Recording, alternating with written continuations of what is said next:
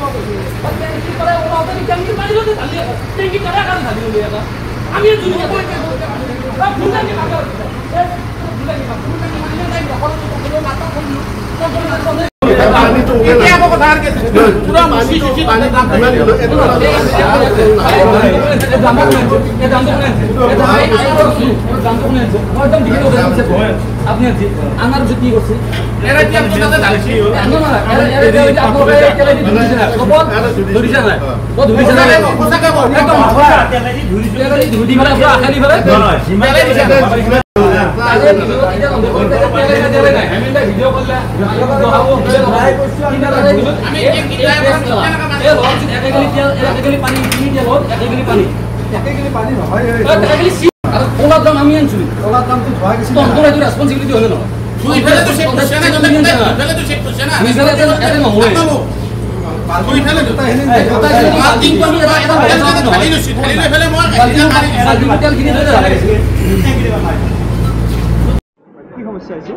হয় আমি প্ৰায় যোৱা 6 মাহৰ পৰা ইয়াত এই তিৰুপতি ইণ্টাৰনেশ্যনেল পেট্ৰল পাম্পত আমি তেল ভৰাই আছোঁ দেওদুৱাৰস্থিত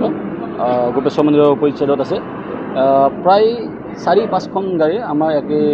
ব্যৱসায়ী বন্ধুৱে তেখেতসকলৰ সেই একেই সমস্যা যে ডিজেলৰ টেংকিত পানী আছে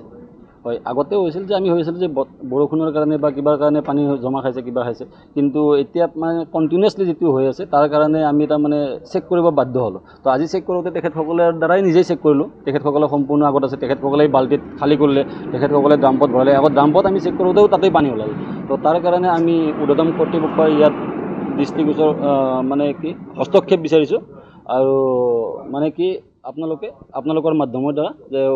উৰ্ধ্বতম কৰ্তৃপক্ষই যাতে ইয়াৰ উচিত বিচাৰ লয় তাৰ কাৰণে আমি আহ্বান জনাইছোঁ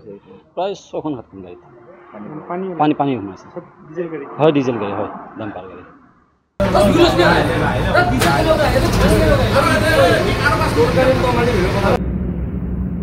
এইটো কি বস্তু